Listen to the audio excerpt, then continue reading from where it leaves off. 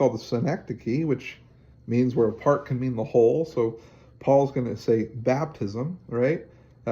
Circumcision, death.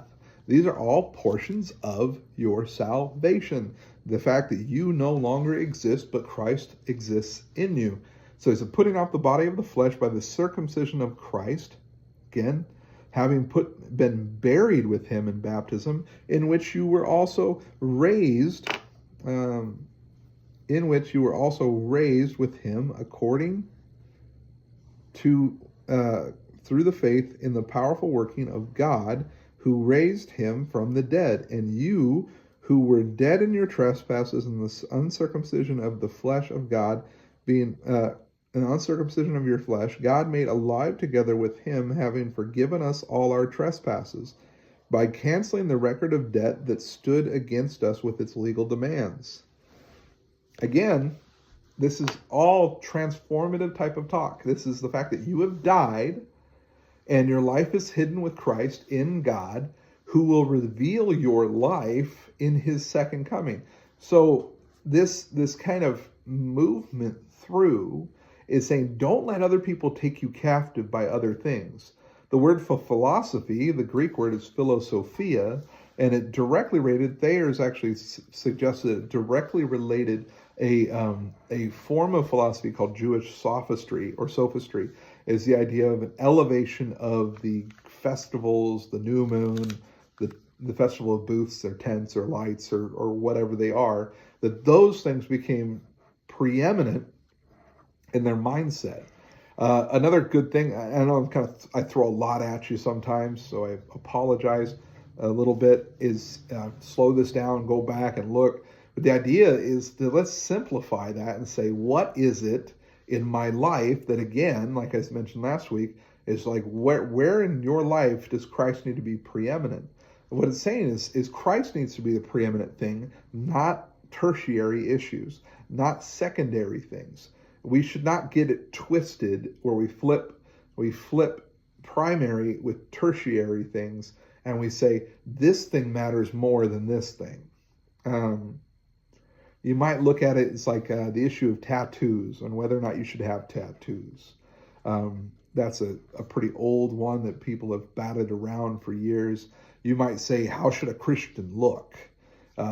Should they be, I'm in the office today and I'm wearing a Rogue Protection Group shirt right here, my buddy's company, and I got my hat on. I didn't really run a comb through my hair.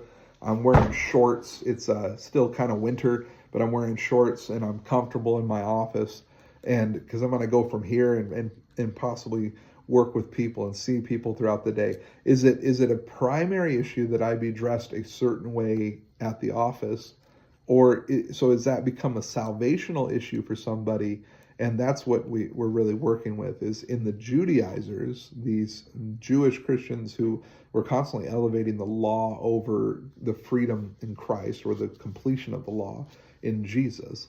They constantly twist Jesus and put, even I think unintentionally sometimes, put Jesus as the tertiary issue and some other issue as the preeminent issue. Sorry, I have the fingers right here, right? We're doing this. If Jesus is supposed to be here, why in the world are we moving other things above Jesus that don't belong there?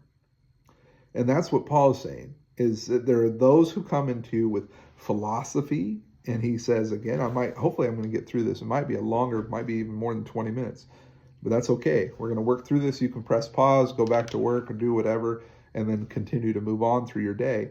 But we should not be putting secondary things above the primary thing. We shouldn't be putting tertiary issues over the preeminent issue, which is Jesus in our life.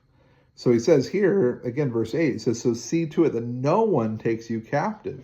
Well, he says philosophy, we discuss philosophy. He says an empty deceit or lies, empty lies, according to human tradition, according to the elemental spirits of the world, and not according to Christ. Why? Because in Christ is the whole fullness of deity dwells bodily. And you have been filled with him, who is the head of all rule and authority. In him you were circumcised with a circumcision made without human hands. In him you have died. In him you have had the sin in your life cut off like the foreskin, that it's referring to in circumcision, right? That which is useless in your life and needs to be removed from you. In which you were also raised with him, and also again references baptism, right? Having been buried with him in baptism, joining him in his death, in which you were also raised with him through faith in the powerful working of God, who raised him from the dead as the firstborn from the dead. So again, in Christ, what it's referring to, if you're looking at the totality of what's being spoken, is in Christ, you stopped living when you were buried with him in Christ, or in baptism. You were then raised to new life, so don't let other things take you away from that. He continues to say on to this is where you kind of get the idea here. Therefore, let no one pass judgment on you in the questions of food or drink, or with regard to a festival, or a new moon, or a Sabbath. These are a shadow of the things to come, but the substance belongs to Christ. Let no one disqualify you, insisting on asceticism and the worship of angels, going on in detail about visions, puffed up without reason by his sensuous mind, and not holding fast to the head, from whom the whole body, nourished by and knit together through its joints and ligaments, grows with a growth that is from God. If with Christ you died to the elemental spirits of the world, why, as if you were still alive in the world, do you submit to regulations? Do not handle, do not taste, do not touch, referring to things that all perish as they are used, according to human precepts and teachings. These have indeed an appearance of wisdom in promoting self-made religion and asceticism and severity to the body, but are of no value in stopping the indulgence of the flesh. Whew, it's a lot of words. I know. And so as we move through chapter 2, we again kind of see the issues that are being presented not as main issues. The issues that are being presented become a main issue because the people in the church of Colossae have maneuvered these secondary issues of non-importance, issues that do nothing, right? They have an appearance of wisdom, right? They might have an appearance of wisdom that you become so well versed in the Greek. For what end? Well, there's to no end, possibly, right? Do you not trust the translations that have been done before? All the hard work that's been done by faithful Christians throughout time to look at these issues? Do you look at it? It's like, well, what day of the week do you worship on? Do you eat meat or do you not eat meat? Do you indulge in some alcohol or do you not indulge in alcohol? These would all be things. Don't handle, don't touch, don't taste, don't do this. Because then you're not going to be a good Christian. If you go and do this, you're not a good Christian, or you're removed from Christ. Those are all things that Paul is saying. Don't look at those things. Those things are secondary issues. Case in point, if you break and you return to an old habit, it doesn't remove you from salvation. Christ fully secured your life. Your life, again, this is where Paul's driving. He's going to drive towards this idea that, yes, you should not be doing things that are of your previous nature, the things that you have put to death, therefore, the things that have been circumcised off of you, all of these things, right? He's going to get to that in chapter 3, which we actually read last 2 weeks ago as we did this devotion together. So, again, I can come to a point of like, well, what is it that, are there things, like I said in last week's video, when you said, when I talked about the biggest idol issue we have in our world is me, right? What in me needs to be removed, knocked off. I talked about 1 Samuel chapter, I forget what chapter, but 1 Samuel, where the temple of Dagon, the statue of Dagon, where the Ark of the Covenant had been captured by the Philistines and was brought into the temple of Dagon, and then the first day the giant statue of Dagon's knocked over.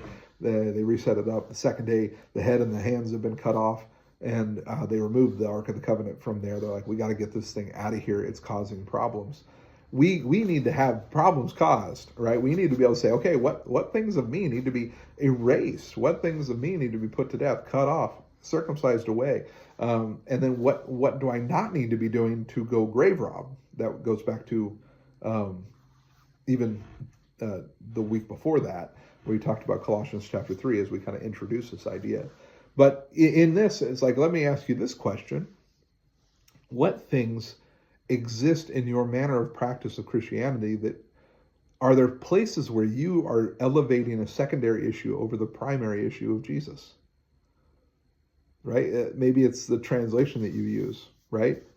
Maybe it's the day that you choose to come to church. Maybe it's the type of music you choose. And maybe some of the issues that you get into is the fact that you're caught into, well, that goes into chapter 3, which I'm going to revisit, actually. So we started with chapter 3. I'm actually going to go back into, so next week I'm going to go back into chapter 3 to move through this again, because I think there's some important things to pull out. What Paul is saying is don't elevate tertiary or secondary issues over the preeminent issue that Jesus is preeminent. He's the head of the church, and the rest of the church receives nourishment from him, not from other things. So thereby, what Jesus has freed in us, we're not to return to. Again, stop grave robbing. Stop looking at these things that of religion, a man-made religion, education, philosophy, the way that humans think, outside of Christ as the preeminent thing. Christ is the filter upon which all other things are held together. Okay, so that ends chapter 2. Again, I always use 3 different highlighters for anybody who's wanting, and these I think we get these, they're true red highlighters. I can't remember where we get them. Eileen always orders them, my secretary, but they look like that, true red.